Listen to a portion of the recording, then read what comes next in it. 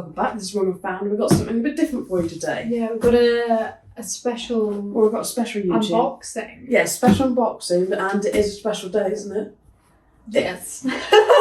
It's Lucy's birthday today. So it's Digging Wednesday. Digging Wednesday, so we're going to have a special birthday dig for her. What do you want for your birthday? What's the feels going to give you? I'd like a skeet. A skeet. Okay, we'll stay updated. We'll That's let you on know if the goods reveal. The wish list today. Yeah, We'll so see. we've got a very special unboxing. We've been doing a little, what would you say, like a little collab thing? A little Yeah. Instagram collab thing with one of our finds. If anybody remembers the 17th century seal tamper pipe ring. Yeah, so it's in the last... Pipe tamper seal ring. Why could I not say that right? It's in the last episode that we Yes. had on YouTube. So we found the Victorian needle case and we found the pipe tamper seal ring. Yeah, It's a bit of a mouthful. you'll just have to say it because I can't It's say a it. mouthful, that one. So since then it's been on a little journey and it's been all the way down to Studio Rua. Studio Rua, where Ruth has been crafting some pendants from the impression itself. Yeah, so she really wanted to have a go at making a piece of jewellery using the seal. Yes. So that we can sort of see the relief Of the double-headed griffin. yeah. Which I think is really double-headed cool. eagle. I think it's really cool to be able to see and document Definitely. the finds in like a new medium, like a different medium. Well, yeah, because you got to think it's now been made into this. It's like its own find. Do you know what I mean? Yeah. Like somebody could. It's our like, object. Yeah, like if we lost that, somebody could be digging this up like in hundreds of years' time.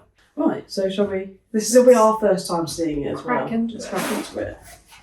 So, I'm already seeing a little box I like the look of. Ooh, beautiful. Beautiful. There's Ruth's card. Little card from Ruth. Oh, she said they've been so fun to make and she really hopes we enjoy them. Oh, that's so this is sweet. So sweet. And there's the There is the find. find after it's been on its journey. But yeah, so this little guy. The seal ring pipe tamper. Pipe tamper seal ring that would have been worn by a 17th century gentleman. And we'll be able to see what the impression's like. Should be pretty cool. Let's have So let's have a look, shall we? Because, I mean, this is... To do the impression is what they would have done back in the time. Does it slide off? I don't know, does it slide up? Beautiful packaging. Oh, Bruce got some nice tissue paper. We'll do note. some Take close-ups. note.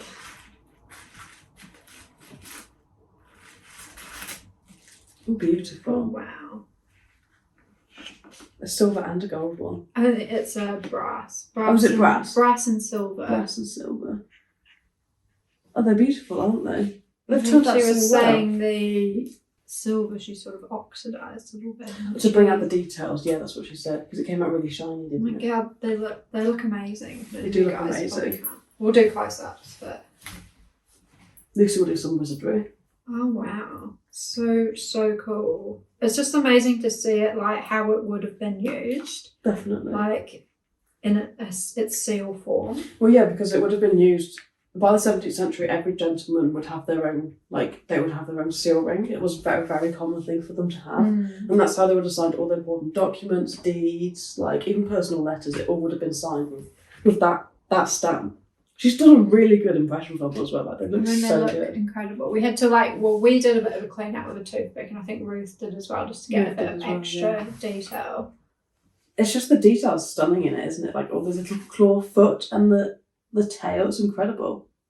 Oh, it's so special, isn't it? It's so special. Oh, thank you, Ruth. Yeah, we've done it. Absolutely blown away, Ruth. It's brilliant. Honestly, it's like beautiful. It is beautiful. The symbol itself, I think, would have been heraldic, because most of them were.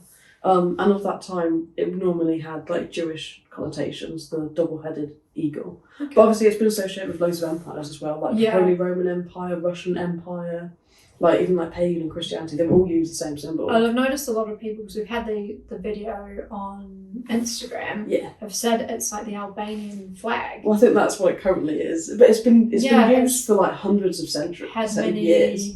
adaptations, I hasn't know. it? But I think it's a special part that we can now actually like wear part of our finds. I know. Isn't it? Like, it's so cool. So cool. And to actually see it being used how it would have been used, it's just, I mean, it's just incredible. And then how Ruth did it was she would have impressed it into wax, just like they would have done it back in the time. And then cast from it? And then cast from the wax. It's a technical process I don't know much about.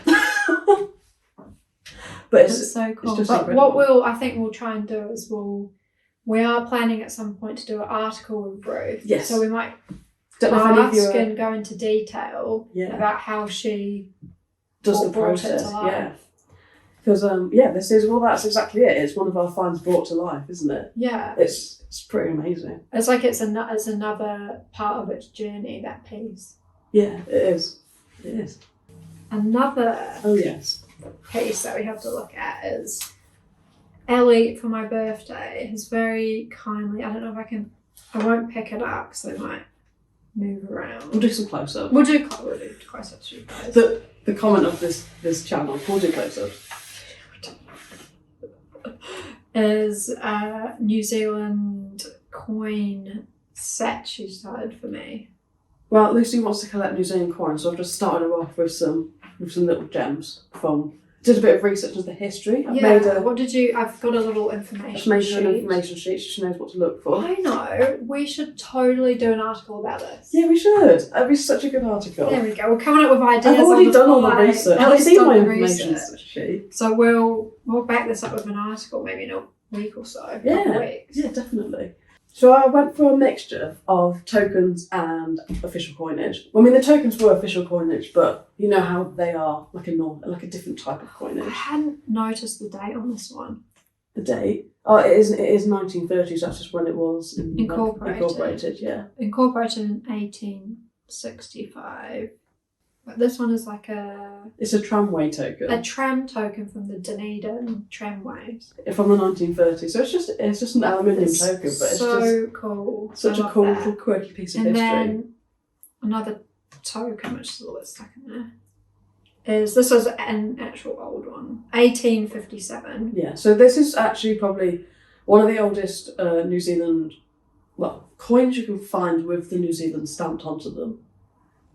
And this one, it's sort of got it looks like the Tudor rose on it and a thistle and some clovers. So I guess that's missing a leak. It would be all the nations. Oh yes, it would be all the nations. And then if you turn it over, and then it says M. Somerville Wholesale Family Grocer, City Mart, Auckland. Yeah. So this is an early Auckland token, which is amazing. I mean, because coinage didn't come to New Zealand until they'd colonised, so you don't find coins there until the 1800s, and even then it would just be like a random mix match of coins from around the world that traders would have brought in and traded with. So I'm quite excited to start collecting trade tokens. And then but then trade tokens are the first ones which actually had New Zealand on them, which were done in 1857. 48 traders in Auckland and Dunedin issued their own penny and half-penny tokens. Yeah. And they're really collectible and really cool. Onto the silvers now. Yeah, the silvers. So this is 1933, so it's actually the first year that official New Zealand coins were minted.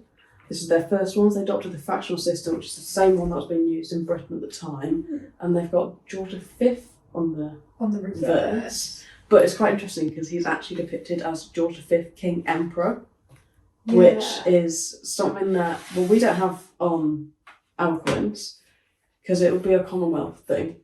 No, a colony and thing. We have a look at that. And he's wearing his little crown. Yeah, I don't, whether that's his coronation Don't know which crown. We'll have a look. Yeah. The article.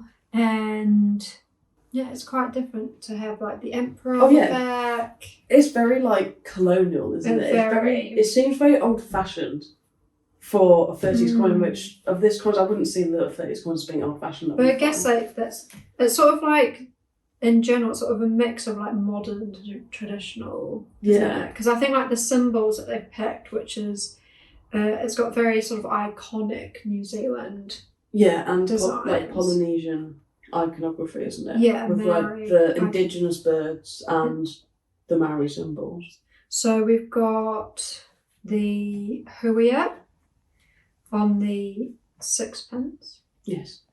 Which is an extinct bird. Oh, is it extinct? So I'll have to have a look what date they went extinct. And then there's another bird that features, which is the kiwi, but that's on the 1933 florin, which is the one I didn't manage to get hold of. Where it's still attained. So if somebody has got one, drop us a DM and let us know where it is. And then on the 3 pence we have the patu. Yeah, the patu. Which has actually got like some really nice detailing on there, which maybe we'll pop one under the microscope. Of like the Maori carving, which is incredible. On the patu. On that one. And then we've got on the shilling, the Maori warrior with the taiaha, which is another weapon. Is this all stuff you learn in school? Yeah. That makes his Maori knowledge. And he's quite lovely as well, isn't he? And has he got what I think I've just noticed in his hair, he might be wearing a huia feather, which is off that bird here. The 6 pence. Which is it's like a sacred item, like the feather. Oh, yeah. And in our Instagram for Maori Language Week, we actually looked at a few words that sort of related to digging and treasure. And artifacts. And one of the words was waka huia, which is treasure box, which is as the feathers are treasure. Yeah. So that's so cool, isn't it? The huia, and then the waka is a vessel, which is a canoe, like a boat. So it's like carrying feathers. Yeah. Yeah, that's really cool. So that's where. Do you think that they would have traded in the huia feathers? Would that have been something they would use instead of coins? For sure, feathers were really important. Yeah, because there is no coinage that goes back that far, because obviously all the Maori stuff is all stone tools and more natural there's resources, no isn't it? metal history, so that was brought in with whaling and then colonisation. But we've got a really fascinating connection, and history to both Maori and early colonial. What's it? Whalers. Yeah. So we'll sort of deep dive into We'll do a deep dive, yeah. So I think it'll be a really interesting article. It'll be great. So, because we've started our website now, if you've not seen it, check it out. If you're not signed up to the newsletter, you're missing out on some great facts and tidbits every week about our personal find of the week, a fact of the week, and our own little when we found story. That's all little fresh dirt that goes into the newsletter. I think we'll be doing a special on both. Yeah, both of these. Both of these pieces. So we'll do a special all about the 17th century seal ring pipe tamper and Ruth's process and how she managed to bring it alive and back to its original use, and but then made immortal. Look into some New Zealand and then coin we'll look history. Well, we can weave our own heritage into the New Zealand coinage history and put our own spin on it, our own story on it. Be a great article. So some things to look forward to. So if you've enjoyed this, if it's your first time watching, give us a like and a comment. Let us know what you thought. If you're receiving the newsletters at the minute, we'd love to hear what you think. Yeah, if you've got any ideas for articles, drop us a comment. We'll do any suggestions. We're here. We're an open box. The link to sign up is in the description. So we'd love to see you guys there next week. So thanks for watching, guys. Yeah, thanks for watching.